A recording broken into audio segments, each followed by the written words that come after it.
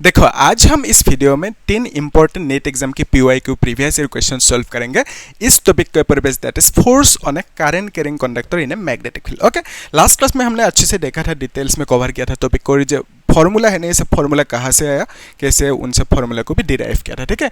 और board exam की JW की भी PYQ previous year question solve किया।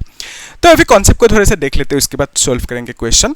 लेट्स से ये एक मैग्नेटिक फील्ड है, ठीक है। मैग्नेटिक फील्ड पे एक चार्ज रखा है ना, ये चार्ज मूव कर रहा है विद सम वेलोसिटी v, है ना। तो इस चार्ज के ऊपर फोर्स लगेंगे, force is a vector quantity, इसका डायरेक्शन होंगे ना, तो इसके ऊपर जो फोर्स लगेंगे और ये चार्ज रेस्ट पे होने से इसके ऊपर फोर्स नहीं लगेंगे। जब ये मूव करेंगे विद सम वेलोसिटी तब इसके ऊपर फोर्स लगेंगे। फोर्स की डायरेक्शन कैसे निकालोगे, this is the rule, left hand Fleming's rule. तो यहाँ पे मैग्नेटिक फील्ड की डायरेक्शन पे इंडेक्स फिंगर को रखो, करंट मतलब ये जो मिडिल फिंगर है it will show you the direction of current और वेलोसिटी। तो यहाँ पे वेलोसिटी है तो वेलोसिटी के डायरेक्शन पे मिडिल फिंगर को रखो। ये जो थंब है ना, ये किधर जा रहा है उसको देखना, ये इनटू द बोर्ड जा रहा है, magnetic field velocity thumb into the board जा रहा है, यानी इस चार्ज के ऊपर जो फोर्स लगेंगे उसके डायरेक्शन कौन सी होंगे, इनटू द बोर्ड होंगे। इनटू मतलब क्या है, मतलब ये जो है ना, this will show you the direction of force.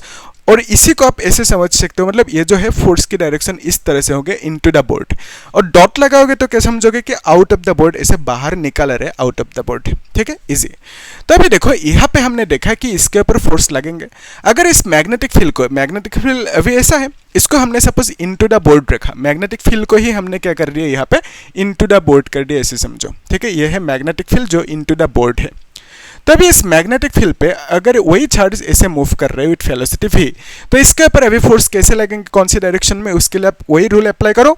ये जो है ना, मैग्नेटिक फील्ड के डायरेक्शन पे इस उंगली को रखो, इंडेक्स फिंगर, फिर वेलोसिटी के डायरेक्शन पे मिडिल फिंगर को, फिर ये जो है ना थंब इधर आ रहा है, यानी उस चार्ज के ऊपर जो फोर्स लगेंगे उसकी डायरेक्शन ये हो जाएंगे इस पर, ठीक है, इजी।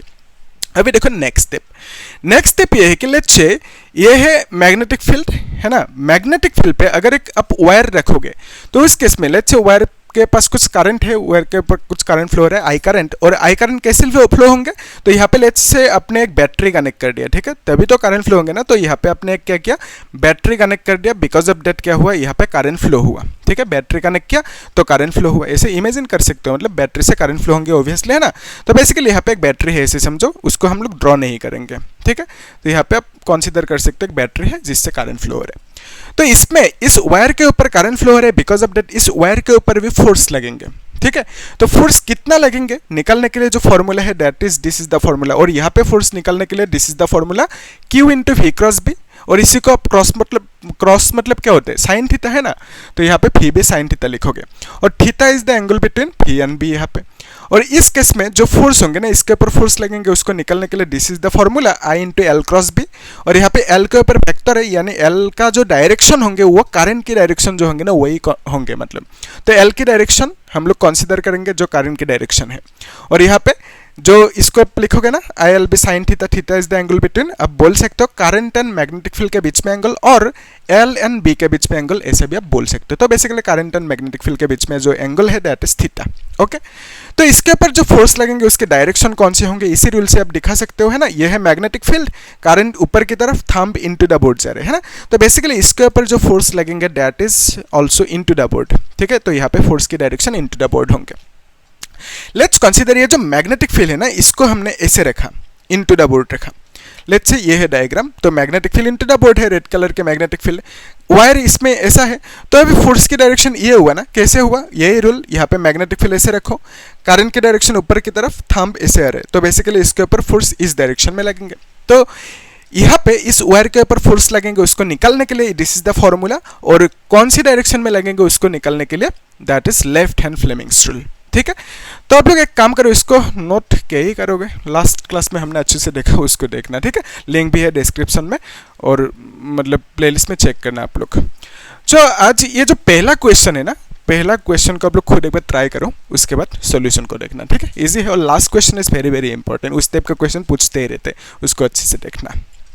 ये क्वेश्चन नीट एग्जाम 2023 में पूछा गया था। क्या पूछा, a wire carrying a current I along the positive X axis, ध्यान से देखना, ये है X axis and this is the Y axis. X मतलब क्या है, आई कैप आप जानते हो, y मतलब क्या है जे कैप। तो जो वायर है ना, वायर को इस तरह से रखा गया, एक्स एक्सिस की तरफ करंट फ्लो हो रहे हैं, ठीक है, वायर पे करंट ऐसे फ्लो हो रहे हैं। और वायर की जो लेंथ है ना, लेंथ फैक्टर लिखेंगे तो आपको लिखना होगा लेंथ एल, और यहाँ पे डायरेक्शन क्या लिखोगे, लेंथ की जो करंट की डायरेक्शन है, करंट की डायरेक्शन एक्स की तरफ है यानी आई कैप है, तो लेंथ की भी डायरेक्शन आई कैप की तरफ होंगे, तो लेंथ को आप आई कैप लिख सकते हो। क्यों? क्योंकि करंट की डायरेक्शन आई कैप दे के रखा, और हमें मालूम है लेंथ और करंट की डायरेक्शन दोनों सेम होंगे, ठीक है। तो अभी देखो यहाँ पे ये जो वायर है ना, यहाँ पे एक मैग्नेटिक फील्ड है ऐसे समझो, और मैग्नेटिक फील्ड की वैल्यू कितना देकर रखा, फैक्टर फॉर्म पे देकर रखा, that is 2i cap plus 3j cap then -4k cap, इतना सा देकर रखा। फिर बोला the magnitude of the magnetic force acting on the wire, तो magnitude of the magnetic force यानी मैग्नेटिक फोर्स की मैग्नीट्यूड पूछा, लेकिन यहाँ पे फैक्टर फॉर्म पे देकर रखा, तो पहले हम लोग मैग्नेटिक फोर्स के फैक्टर फॉर्म निकल लेते हैं, उसके बाद हम लोग क्या करेंगे, जो मैग्नीट्यूड होंगे ना उसको फाइंड आउट करेंगे, ठीक है। ध्यान से देखना, ये जो फोर्स है ना, फोर्स की फॉर्मूला क्या है, I into L cross B, okay, I into L cross B, ये है फॉर्मूला। तो यहाँ पे करंट की वैल्यू कुछ नहीं देकर रखा, आई लिख दो, ऑप्शन में भी ऐसे ही देकर रखा। फिर यहाँ पे एल मतलब क्या लिखोगे, एल आई कैप लिखोगे, क्रॉस बी मतलब क्या लिखोगे, that is 2i cap plus 3j cap then -4k cap, इस तरह से लिखना होगा, ठीक है, इजी है, कर सकते हो। तो अभी देखो इसको आप ऐसा भी कर सकते हो, ये जो एल है ना इसको बाहर लिख सकते हो, इस एल को यहाँ पे ना लिख के बाहर भी लिख सकते हो, यानी मैं कह रहा हूँ आई एल बाहर लिख सकते हो। फिर आई के साथ इसको मल्टीप्लाई करो, it will become 2i cross I, plus इसको इसके साथ मल्टीप्लाई करो, it will become 3i cross J, फिर यहाँ पे -4i क्रॉस के, इस तरह से लिखना होगा, है ना। अभी आपको मालूम है i क्रॉस i की वैल्यू कितना है, 0, j क्रॉस j भी 0 होता है, k क्रॉस k भी 0, लेकिन what about i cross j i cross k, उसके लिए जो रूल है आप जानते हो, फिर भी एक बार देख लो कि ये है i कैप j कैप फिर यहाँ पे k कैप, ओके। तो इस तरह से आप ऐसे कुछ एरो लगा दो, तो जब भी आप एंटी क्लॉकवाइज मूव करोगे तो पॉजिटिव में लिखोगे, एरो की ऑपोजिट यानी क्लॉकवाइज मूव करोगे तो नेगेटिव में लिखोगे। तो मैं कह रहा हूं ये जो आई कैप है ना, आई के साथ जे को क्रॉस करो आपको मिलेंगे के कैप, फिर जे क्रॉस के करोगे तो आपको मिलेंगे आई कैप, फिर के क्रॉस आई करोगे तो आपको मिलेंगे जे कैप, ठीक है। फिर आपको अगर आई क्रॉस के है सपोज, तो उल्टा आ रहे हो ना, एरो की उल्टा क्लॉकवाइज आ रहे हो, तो आई क्रॉस के की वैल्यू कितना होंगे, -j लिखोगे। फिर यहाँ पे के क्रॉस जे की वैल्यू क्या लिखोगे, -i लिखोगे। फिर यहाँ पे जे क्रॉस आई की वैल्यू क्या लिखोगे, -k लिखोगे, इस तरह से लिख दो, ठीक है। तो क्लॉकवाइज मूव करने से माइनस में लिखना होगा, और जो एंटी क्लॉकवाइज मूव करने से प्लस में लिखना होगा, इजी। तो यहाँ पे i क्रॉस i की वैल्यू 0 मतलब सेम सेम होने से 0 होता है, ठीक है। तो आई एल यहाँ पे क्या लिखोगे आप, 0 प्लस 3, i क्रॉस j कितना होंगे, i क्रॉस j मतलब k लिखोगे, -4 i क्रॉस k मतलब क्या लिखोगे, -j लिखोगे, ठीक है, i क्रॉस k -j, तो इस तरह से लिख दो। अभी देखो ये है आई एल, फिर यहाँ पे क्या लिखोगे, 3k कैप, फिर यहाँ पे +4j कैप लिख दो, इस तरह से, ओके। अभी ये हमें मिला फैक्टर फॉर्म पे फोर्स की वैल्यू, लेकिन हमें चाहिए मैग्नीट्यूड। तो मैग्नीट्यूड के लिए जो रूल है आपको मालूम है, रूल है ना, मैं यहाँ पे दिखा देता हूँ जो रूल है मैग्नीट्यूड के लिए, कि लेट्स से एक फैक्टर है, इसे हम लोग कंसीडर करें, लेट्स से एक फैक्टर है ए वेक्टर, ठीक है, और ए वेक्टर की value let's say 2i cap देकर रखा प्लस 3j कैप देकर रखा। तो इसका मैग्नीट्यूड चाहिए ना, ए की मैग्नीट्यूड चाहिए, इसको आप सिर्फ ए भी लिख सकते हो, मैग्नीट्यूड मतलब ऐसे भी लिख सकते हो, सिर्फ ए भी लिख सकते हो। तो यहाँ पे रूल क्या है कि ये जो 2 है ना, 2 को स्क्वायर करो और 3 को स्क्वायर करो, फिर यहाँ पे आंसर कितना आएंगे, दिस इज 4 प्लस 3 3 9 आएंगे, ठीक है, और यहाँ पे आंसर आएंगे दैट इज √13। तो √13 is the magnitude of A factor. और यहाँ पे एक कॉन्सेप्ट ये देख लो कि अगर यहाँ पे माइनस होंगे ना बीच में, सपोज ये माइनस है, तो उस केस में यहाँ पे प्लस लिखना होगा लेकिन -3 लिखना होगा, ठीक है। तो इसको ऐसा स्क्वायर करना होगा, -3 स्क्वायर करना होगा, ठीक है। तो यहाँ पे माइनस को इस तरह से ब्रैकेट के अंदर लगाना होगा। फिर 3 3 माइनस माइनस प्लस होंगे, 3 3 9 होंगे, इतना ही आंसर आएंगे, ठीक है। तो सिमिलरली ये जो फैक्टर है ना, 3k cap and 4j cap, 3k cap plus 4j cap, इस फैक्टर का भी आप मैग्नीट्यूड निकाल सकते हो। कैसे, 3 को स्क्वायर करो, 4 को स्क्वायर करो, है ना, इस तरह से रूट लगा दो, तो 3 3 9 होंगे प्लस 16 होंगे, तो basically this is nothing but 25 की रूट कितना आएंगे, दैट इज 5। तो इस फैक्टर की रूट कितना आया, 5 है। तो इसका मैग्नीट्यूड कितना होंगे, f लिख दिया मैग्नीट्यूड, तो IL इसका मैग्नीट्यूड 5 मिला, यानी जो आंसर होंगे that is 5 into current into length. यही आपको पूछा था कि कितना आंसर होंगे, यानी फोर्स की मैग्नीट्यूड कितना होंगे वो पूछा था, हमें मिल गया इतना सा। ठीक है, इजी क्वेश्चन, कर सकते हो, इजी है। तो आप लोग इसे अच्छे से नोट करके रखो और जो नेक्स्ट क्वेश्चन है ना उसको एक बार खुद ट्राई करो। ठीक है, फिर लास्ट क्वेश्चन को अच्छे से देखना, मैं डिटेल्स में समझाऊंगा, लेकिन नेक्स्ट ये जो क्वेश्चन है ना इसको खुद एक बार ट्राई करो पहले। ओके, ये क्वेश्चन भी 2023 में पूछा गया था नीट एग्जाम की PYQ। A long straight wire of length 2 metre, एक वायर है जिसका लेंथ कितना है 2 मीटर है, ये हमें देकर रखा, सही है। फिर बोला मास इज, तो मास की वैल्यू देकर रखा 250 ग्राम। ओके, इसको आप केजी में लिखोगे, आपको मालूम है 1 ग्राम मतलब कितना है, दैट इज 10⁻³ 1 ग्राम मतलब 10⁻³ kg। इसको आप 25 × 10⁻², 0 को एडजस्ट कर दिया तो यहाँ पे ऐसा भी लिख सकते हो ऐसे। फिर हमें बोला गया कि सस्पेंडेड हॉरिजॉन्टली, सस्पेंडेड मतलब उसी जगह पे रहेंगे, है ना, मूव नहीं करेंगे, horizontally in a uniform horizontal magnetic field, तो मैग्नेटिक फील्ड V का वैल्यू 0.7 टेस्ला देके रखा, सही है। The amount of current flowing through the wire, हमें करंट की वैल्यू पूछा और G का वैल्यू 9.8 लेने के लिए बोला, तो हमें करंट की वैल्यू निकलना है सच दैट वायर सस्पेंडेड रहे। ध्यान से देखना ऐसे, एक्चुअली आप ऐसे समझो, जो वायर है ना और यहाँ पे एक मैग्नेटिक फील्ड है, ऐसे समझ लो एक मैग्नेटिक फील्ड है। ठीक है, मैग्नेटिक फील्ड इस तरह से है, हमें बोला क्या ना हॉरिजॉन्टल, हॉरिजॉन्टल और वर्टिकल का मीनिंग है, वर्टिकल मतलब ये है ना, हॉरिजॉन्टल मतलब ये भी हो सकता है हॉरिजॉन्टल, ये भी हो सकता है हॉरिजॉन्टल। तो यहाँ पे हॉरिजॉन्टल इस तरह से मैग्नेटिक फील्ड है और ये भी हॉरिजॉन्टल हो सकता है। ठीक है, वर्टिकल मतलब ये। तो यहाँ पे इस मैग्नेटिक फील्ड पे आपने क्या रखा है, एक वायर रखा और वायर पे कुछ करंट फ्लो हो रहा है, कितना करंट वही हमें फाइंड आउट करने दिया। अभी देखो क्वेश्चन में कहा क्या गया उसको अच्छे से समझो। कोई भी ऑब्जेक्ट हो जिसका मास है कुछ m मास है, उस ऑब्जेक्ट को ग्रेविटी कुछ फोर्स से नीचे की तरफ खींचेंगे, mg फोर्स से। ठीक है, वही ग्रेविटेशनल फोर्स mg, g मतलब एक्सेलरेशन ड्यू टू ग्रेविटी जिसका फिक्स वैल्यू है दैट इज 9.8 मीटर/सेकंड²। तो बेसिकली ऑब्जेक्ट को नीचे की तरफ खींच रही है ग्रेविटी, बिकॉज ऑफ दैट ये ऑब्जेक्ट नीचे की तरफ फॉल करेंगे अभी, है ना। देखो यहाँ पे इस ऑब्जेक्ट को इसी जगह पे अगर स्टेशनरी रखना है तो उस केस में क्या करना होगा, ऊपर की तरफ भी एक फोर्स लगाना होगा। तो अगर इफ ये फोर्स ज़्यादा होंगे इससे, तो इस केस में क्या होंगे, ये ऑब्जेक्ट ऊपर की तरफ मूव करेंगे। अगर ये mg ज़्यादा होंगे तो इस केस में नीचे की तरफ मूव करेंगे। अगर दोनों इक्वल होंगे तो क्या होंगे बोलो, इक्वल होने से ये ऊपर भी नहीं मूव करेंगे नीचे भी नहीं मूव करेंगे, यानी इसी जगह पे रुका रहेंगे, स्टेशनरी रहेंगे। ठीक है, तो इसी को आप लोग ऐसा भी कह सकते हैं कि इसी जगह पे ये सस्पेंडेड रहेंगे। ठीक है, लटका रहेंगे, है ना। तो बेसिकली ये जो ऑब्जेक्ट है इसी जगह पे सस्पेंडेड रहेंगे, स्टेशनरी रहेंगे, ऐसा बोल सकते हो। सो ये जो वायर है ना, इस वायर के मास है कुछ m है, आपको बोला गया मास की वैल्यू इतना सा है वायर के, तो इस वायर के मास इतना सा है और बिकॉज ऑफ दैट इस वायर को ग्रेविटी नीचे की तरफ खींचते रहेंगे, कितना फोर्स से, दैट इज mg फोर्स से, है ना। mg फोर्स से ग्रेविटी नीचे की तरफ खींच रही है इसको, बिकॉज ऑफ दैट ये वायर यहाँ से नीचे की तरफ फॉल करेंगे ना अभी। लेकिन इस वायर पे और एक फोर्स लग रहा है, कौन सी फोर्स, मैग्नेटिक फोर्स। क्यों, क्योंकि ये वायर मैग्नेटिक फील्ड पे है और इसमें करंट फ्लो हो रहे हैं। हमें मालूम है करंट जब भी फ्लो होंगे वायर पे और इसे मैग्नेटिक फील्ड पे रखोगे तो उस केस में उस वायर के ऊपर फोर्स लगेंगे। ठीक है, तो बेसिकली इस वायर के ऊपर क्या लगेंगे, फोर्स लगेंगे। कौन सी डायरेक्शन में लगेंगे उसको निकलने के, दिस इज द रूल। तो यहाँ पे मैग्नेटिक फील्ड हमने इनटू द बोर्ड रखा, करंट की डायरेक्शन ये है और थंब ऊपर की तरफ जा रहे हैं, यानी इस वायर के ऊपर जो फोर्स लगेंगे उसकी डायरेक्शन कौन सी होंगे, ऊपर की तरफ होंगे।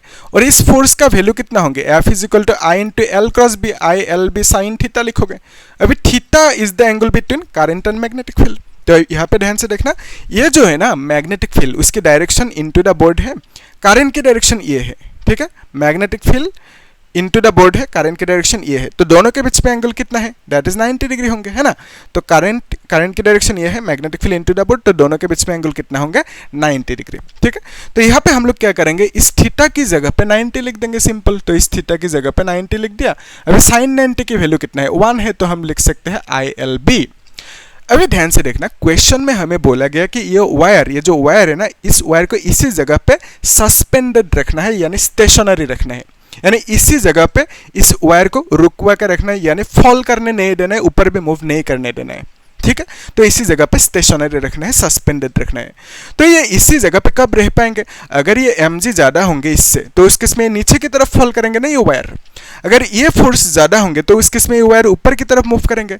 लेकिन इफ ये दोनों फोर्स अगर इक्वल होंगे तो उस केस में ये वायर इसी जगह पे रहेंगे, यानी टोटल फोर्स इस वायर के ऊपर 0 होंगे। क्यों? क्योंकि ये इक्वल होंगे और ऑपोजिट भी है, तो equal and opposite forces will cancel each other. तो बेसिकली इस ऑब्जेक्ट के ऊपर टोटल फोर्स 0 होंगे और ये ऑब्जेक्ट इसी जगह पे रहेंगे अभी, ठीक है, स्टेशनरी रहेंगे।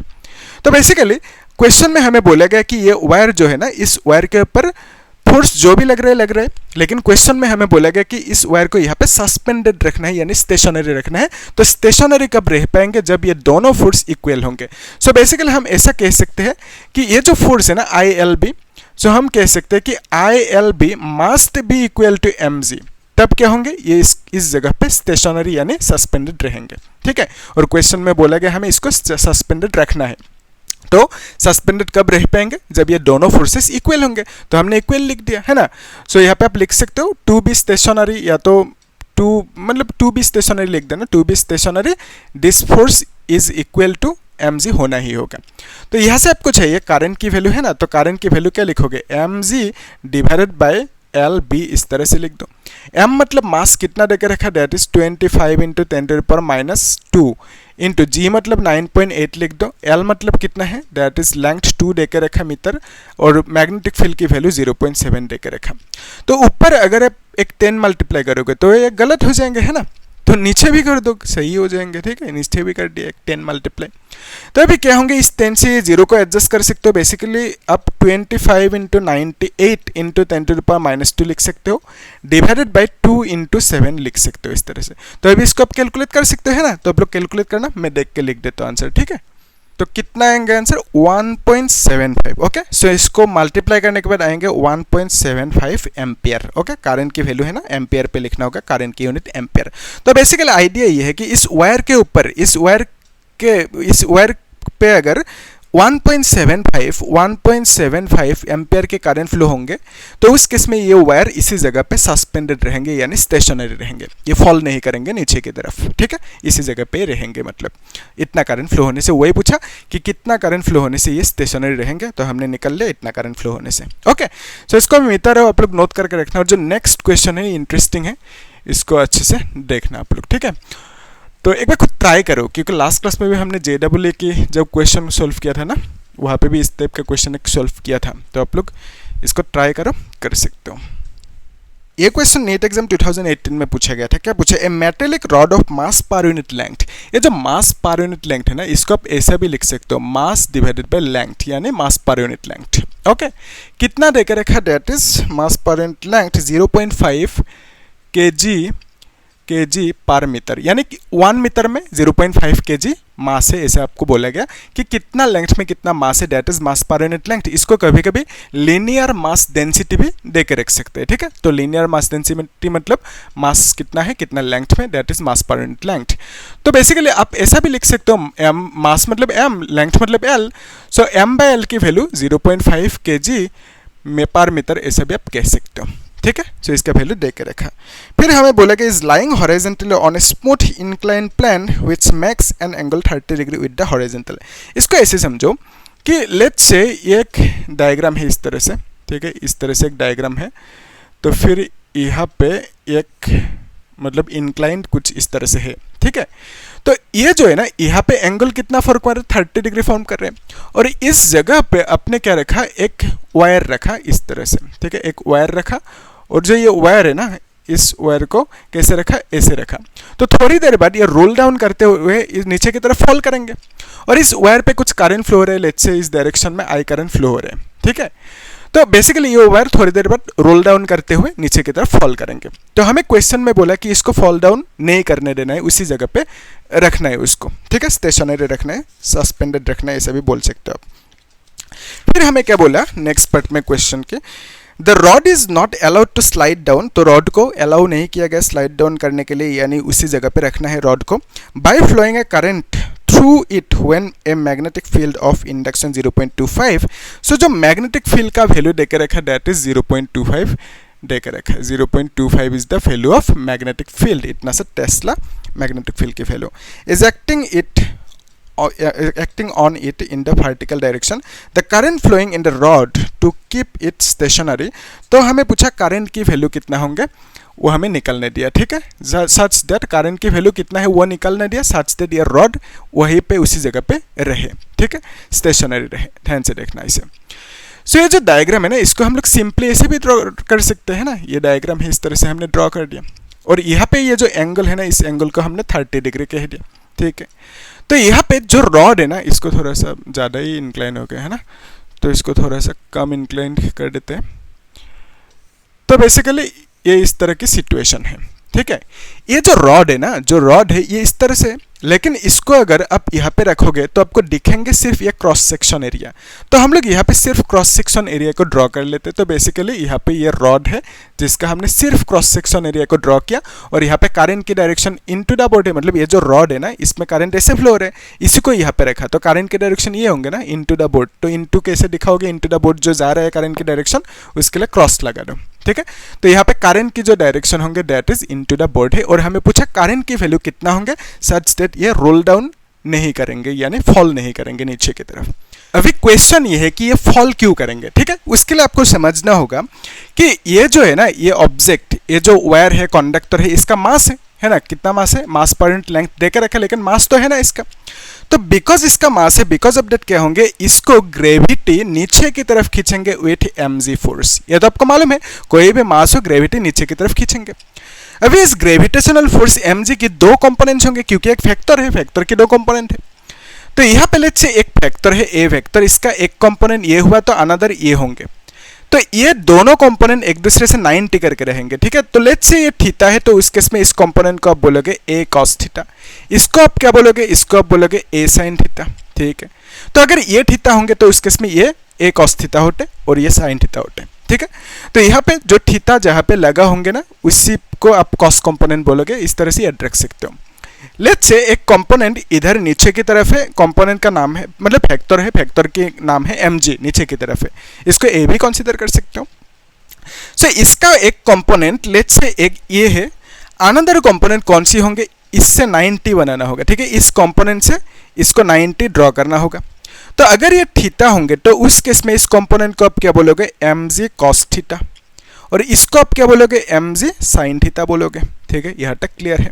तो फैक्टर के दो कंपोनेंट होंगे और दोनों कंपोनेंट्स एक दूसरे से 90 करके रहेंगे, यहाँ तक क्लियर है। तो यहाँ पे जो mg है ना, इसका एक कंपोनेंट हमने लेट्स से ये ड्रॉ कर दिया, ठीक है, ऐसे ड्रॉ कर सकते हो आप, कंपोनेंट ड्रॉ कर दिया एक।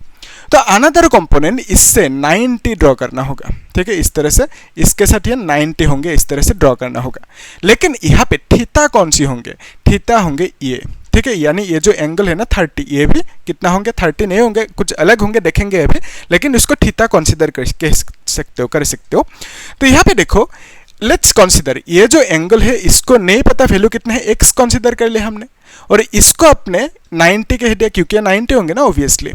तो as per rule 30 plus x plus 90 कितना होंगे, 30 प्लस x प्लस 90 कितना होंगे, that is equal to sum of all the angles of triangle, है कि नहीं। तो यहाँ पे आप इस 90 को इस साइड लेके जाओ, so from here you can write कि 90 minus 30 which is nothing but 60। तो x की वैल्यू 60 मिला, तो यहाँ पे ये जो x है ना, इसकी वैल्यू कितना होंगे, 60 डिग्री होंगे, और इस 90 को नहीं लिखने से भी होगा अभी, है ना। तो बेसिकली mg का दो कंपोनेंट है, एक इधर अनदर इज इधर, ठीक है। तो इससे ये 90 होंगे, ये कॉन्फर्म है। और जो ये कंपोनेंट होगा ना, इस कंपोनेंट को आप क्या नाम दोगे, mg cos 60 नाम दोगे, ठीक है। थीटा जहाँ पे लगा होंगे ना, उसको cos कंपोनेंट बोलोगे, तो इसको बोलोगे mg cos 60, और इसको क्या बोलोगे, इसको आप नाम दोगे mg sin 60, ठीक है। यहाँ तक क्लियर है।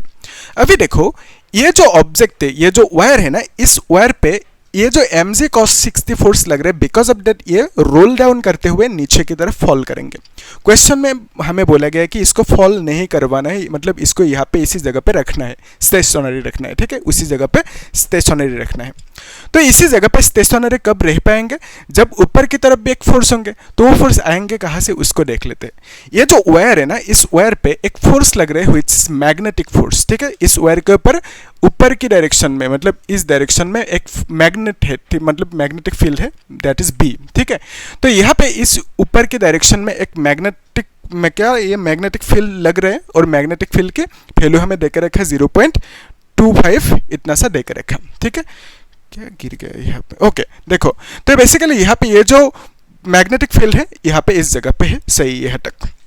अभी ध्यान से देखो, ये जो मैग्नेटिक फील्ड है, मैग्नेटिक फील्ड पे ये वायर है जिसमें करंट फ्लो हो रहा है, बिकॉज ऑफ दैट इस वायर पे क्या लगेंगे, फोर्स लगेंगी। आपको मालूम है जब भी करंट कैरिंग वायर को मैग्नेटिक फील्ड पे रखोगे तो उस केस में उस वायर के ऊपर क्या लगेंगे, फोर्स लगेंगे, ठीक है, ये कॉन्फर्म है। और फोर्स की वैल्यू कितना होंगे निकालने के लिए दिस इज द फॉर्मूला। और जो डायरेक्शन होंगे ना, फोर्स की डायरेक्शन को कैसे फाइंड आउट करेंगे, डायरेक्शन के लिए आप लेफ्ट हैंड फ्लेमिंग्स रूल को यूज करोगे। तो यहाँ पे आप देख सकते हो this is the direction of magnetic field, और यहाँ पे करंट की डायरेक्शन क्या है, इनटू द बोर्ड है, करंट की डायरेक्शन क्रॉस है ना, मतलब इनटू द बोर्ड है करंट की डायरेक्शन। तो मैग्नेटिक फील्ड ऊपर की तरफ थंब ऐसे आ रहा है, यानी इसके ऊपर जो फोर्स लगेंगे उसकी डायरेक्शन कौन सी होंगे, उस फोर्स की डायरेक्शन ये होंगे, इस साइड में होंगे, ठीक है। फोर्स की डायरेक्शन ये हुआ, सही है। और इस फोर्स की वैल्यू कितना होंगे, इस फोर्स की वैल्यू आप लिखोगे I into L B sine कितना लिखोगे, साइन थीटा, है ना। तो यहाँ पे theta is the angle between current and magnetic field. यहाँ पे आप देख सकते हो करंट की डायरेक्शन इनटू द बोर्ड है, मैग्नेटिक फील्ड ऊपर की तरफ है ना। तो दोनों के बीच में एंगल कितना है, 90 डिग्री। तो current into the board, magnetic field ऊपर की तरफ, तो दोनों के बीच में एंगल 90 डिग्री। तो यहाँ पे आप क्या लिखोगे, करंट एंड मैग्नेटिक फील्ड के बीच में एंगल जो होंगे दैट इज 90 डिग्री लिख दो, ठीक है। और साइन 90 का वैल्यू कितना है, 1 है, तो आप सिंपली ILB लिख सकते हो फोर्स की वैल्यू, ठीक है, इजी। तो अभी ये जो फोर्स है ना, इस फोर्स की भी दो कंपोनेंट होंगे। एक कंपोनेंट हमने सपोज ड्रॉ कर दिया इस डायरेक्शन में, ठीक है, इस डायरेक्शन में एक कंपोनेंट ड्रॉ किया। तो यहाँ पे ध्यान से देखना, ये जो कंपोनेंट है ना, और यहाँ पे अनदर कंपोनेंट कैसे ड्रॉ करोगे, इस तरह से करोगे, यानी इसके साथ ये कंपोनेंट 90 ड्रॉ करना होगा। तो 90 ड्रॉ कर दिया, और ये जो फोर्स है ना, फोर्स इस डायरेक्शन में है यहाँ पे, ठीक है, इस डायरेक्शन में फोर्स है। अभी देखो इस फोर्स का दो कंपोनेंट, एक ये अनदर ये, कॉस साइन कौन सी कंपोनेंट होंगे, ये कॉस होंगे, ये कॉस होंगे, कैसे फाइंड आउट करेंगे, उसके लिए इस एंगल को देखो, ये एंगल कितना होंगे, 30 डिग्री। क्यों होंगे, क्योंकि आपको मालूम है ये 30 डिग्री है। आपको ये भी मालूम है कि दो पैरेलल लाइन होने से इस एंगल को और इस एंगल को इक्वल कह सकते हो, because they are corresponding angle, ठीक है। तो यहाँ पे ये दोनों एंगल कॉरेस्पॉन्डिंग है, क्योंकि ये लाइन और ये लाइन दोनों पैरेलल है, ठीक है। तो कॉरेस्पॉन्डिंग एंगल है, बिकॉज ऑफ दैट ये दोनों इक्वल होंगे, ये 30 होंगे तो ये भी 30 होंगे। तो इस कंपोनेंट को आप क्या नाम दोगे, इस कंपोनेंट को आप नाम दोगे F cos 30, ओके। और F की वैल्यू आप लिख सकते हो, F is nothing but ILB, और यहाँ पे cos 30 लिख दो इस तरह से, ठीक है। तो बेसिकली फोर्स की वो कंपोनेंट इतना सा मिला, और ये कंपोनेंट कितना होंगे, ये कंपोनेंट होंगे F sin 30, ठीक है, इस तरह से लिखना होगा। ये दो कंपोनेंट मिला हमें। अभी देखो अगर यहाँ पे ये जो ऑब्जेक्ट है ना, ये जो वायर है, इस वायर के ऊपर अभी क्या हो रहा है, दो फोर्स लग रहे हैं ना। इस वायर के ऊपर एक फोर्स ये लग रहा है और एक फोर्स ये लग रहे हैं, ठीक है। और ये दोनों फोर्स जो इस डायरेक्शन में लग रहे हैं उसका कुछ काम है नहीं, और इन दोनों फोर्स को नॉर्मल यहाँ पे खींच सकते हो। उस नॉर्मल, वो जो नॉर्मल यहाँ पे खींचोगे वो नॉर्मल इन दोनों को कैंसिल आउट करेंगे, उसका कुछ काम है नहीं इस न्यूमेरिकल में, सिर्फ आपको चाहिए दोनों। सो ये जो फोर्स है ना और ये फोर्स, इन दोनों की वजह से क्या होंगे, ये वायर नीचे या ऊपर की तरफ मूव करेंगे, ठीक है। ये भी फोर्स है, ये भी फोर्स है ना, कंपोनेंट्स मतलब फोर्स ही तो हुआ ना। तो यहाँ पे देखो ये जो वायर है ना, इस वायर के ऊपर नीचे की तरफ ये फोर्स लग रहा है, बिकॉज ऑफ दैट ये नीचे फॉल करना चाहेंगे, और ये फोर्स लग रहा है ऊपर की तरफ, बिकॉज ऑफ दैट ये ऊपर की तरफ जाना चाहेंगे। तो इसको इसी जगह पे स्टेशनरी रखना है, यानी मूव करने नहीं देना है, उसी जगह पे इसको स्टेशनरी रखना है। तो स्टेशनरी कब रह पाएंगे, जब ये दोनों फोर्स एक दूसरे से इक्वल होंगे। तो ये दोनों फोर्स जब इक्वल होंगे तो इस केस में ये ऑब्जेक्ट जो वायर है, कंडक्टर है, ये नीचे की तरफ भी मूव नहीं करेंगे, ऊपर की तरफ भी मूव नहीं करेंगे, यानी इसी जगह पे ये कंडक्टर रुका रहेंगे, ठीक है। तो बेसिकली आप कह सकते हो कि स्टेशनरी रखने के लिए इस वायर को, इन दोनों फोर्सेस को क्या होना होगा, इक्वल होना होगा, ठीक है। तो हम लोग सीधा लिख सकते हैं कि ये दोनों फोर्स क्या होंगे, इक्वल होंगे, यानी मैं कह रहा हूँ ये जो फोर्स है ना ILB cos 30, ओके। तो ILB cos 30 ये जो फोर्स है that must be equal to mg cos 60, ठीक है। ऐसा होना ही होगा, तब क्या होंगे, ये दोनों इक्वल होने से इसके ऊपर टोटल फोर्स 0 होंगे, बिकॉज ऑफ दैट ये नीचे भी ऊपर भी मूव नहीं कर सकता, उसी जगह पे रहेंगे, मतलब रुका रहेंगे। क्वेश्चन में वही बोला कि उस वायर को उसी जगह पे रुकवा कर रखना है, तो हमने लिखा कि ये दोनों इक्वल होना ही होगा, इन दोनों को इक्वल होना ही होगा, तब ये उसी जगह पे स्टेशनरी रहेंगे। अभी देखो ये जो है ना हमें पूछा क्या, करंट की वैल्यू पूछा तो ILB, तो यहाँ पे ILB cos 30 का वैल्यू कितना है, cos 30 का वैल्यू है √3 डिवाइड बाई 2 है ना, तो cos 30 इज √3/2 और यहाँ पे mg है cos 60 का वैल्यू कितना है 1/2, ओके cos 60 इज 1/2। तो फिर यहाँ पे ये जो 2 है कैंसिल आउट होंगे, हम लिख सकते हैं from here I is equal to mg divided by L और यहाँ पे B लिख दो, ठीक है, और √3 नीचे आ जाएंगे है ना, √3 नीचे आ जाएंगे इस तरह से, ओके, तो mg डिवाइडेड बाई L भी √3 नीचे आ गया। तो अभी देखो m/l की वैल्यू हमें देकर रखा है, m/l की वैल्यू कितना देकर रखा है 0.5, तो m/l की जगह पे 0.5 लिख दे। g मतलब acceleration due to gravity which is 9.8 divided by l का तो हो गया, b मतलब magnetic field which is 0.25, okay, into √3, okay. तो आप लोगों को मैं सजेस्ट करूंगा √3, √2, √5 की वैल्यू या तो 1/√2, 1/√3, 1/√5 की वैल्यू एटलीस्ट याद रखना, ठीक है, बहुत काम की है क्योंकि एग्जाम में उतना टाइम नहीं मिलेंगे है ना, तो आप लोग डायरेक्ट वैल्यूज बिठा के कर सकते हो तब, तो याद रखना। तो अभी इस 5 से इसको कैंसिल आउट कर सकते हो, फिर इसको कर सकते हो है ना, तो कैंसिल आउट करने के बाद कुछ आंसर आएंगे, मैं यहाँ पे देख के लिख देता हूँ 11.32 आएंगे, ठीक है, तो करंट की वैल्यू कितना आएंगे 11.32 और एम्पेयर लिख देना है यहाँ पे, ठीक है। तो बेसिकली करंट की वैल्यू पूछा था, तो इसको आप ऐसे भी मतलब समझ सकते हो, कॉन्क्लूड कर सकते हो कि जब इस वायर पे इतना सा करंट फ्लो होंगे तो उस केस में ये वायर फॉल नहीं करेंगे नीचे की तरफ, उसी जगह पे स्टेशनरी रहेंगे यानी रुका रहेंगे उसी जगह पे, ठीक है। वही हमें पूछा था कि करंट की वैल्यू कितना होने से वो उसी जगह पे स्टेशनरी रहेंगे, तो हमने फाइंड आउट किया कि करंट की वैल्यू इतना होने से वो उसी जगह पे, वो जो कंडक्टर है उसी जगह पे रुका रहेंगे, स्टेशनरी रहेंगे, ठीक है, इतना ही पूछा था। Okay, easy question. सो इसको 2 टाइम पे प्रैक्टिस करना तब क्लियर होंगे आराम से। हम लोग एक काम करेंगे नेक्स्ट क्लास में, मैं दिखा देता हूँ एक बार कि 2 वायर है, लेट्स से दोनों वायर एक दूसरे से पैरेलल है और यहाँ पे करंट सेम डायरेक्शन में जा रहे हैं, मतलब दोनों वायर पे सेम डायरेक्शन में है करंट। तो अभी क्या होंगे, दोनों वायर एक दूसरे को अट्रैक्ट करेंगे, ठीक है, जब भी सेम डायरेक्शन में फ्लो होंगे करंट तो दोनों वायर एक दूसरे को अट्रैक्ट करेंगे, अगर ऑपोजिट डायरेक्शन में फ्लो होंगे तो रिपेल करेंगे। क्यों करेंगे, कैसे करेंगे, वो सब देखेंगे। और यहाँ पे कुछ मैग्नेटिक फील्ड है नहीं, लेकिन एक है मैग्नेटिक फील्ड छुपा हुआ है, कैसे है उसको भी देखेंगे और न्यूमेरिकल भी सोल्व करेंगे है ना, बोर्ड की PYQ, JEE नीट की PYQ सब सोल्व करेंगे, ठीक है। तो पहले हम लोग समझेंगे टॉपिक को, उसके बाद टॉपिक वाइज जो क्वेश्चन से सॉल्व करेंगे, ठीक है। तो आप लोग देखना नेक्स्ट वीडियो, और जो है ना पहले जो ये सब जो है ना ये डिराइवेशन कहाँ से कैसे, इसको देखना अच्छे से, प्लेलिस्ट में सीरियली है, लिंक भी दे दूंगा डिस्क्रिप्शन में, ठीक है। और आप लोग एक काम करना, कुछ डाउट है तो पूछना, प्रैक्टिस करना, कुछ डाउट है तो पूछना मुझे कमेंट में, आई विल रिप्लाई। और आप लोग चैनल को सब्सक्राइब करके रखना, ठीक है, और लाइक भी कर देना और शेयर कर देना, ठीक है। Thank you.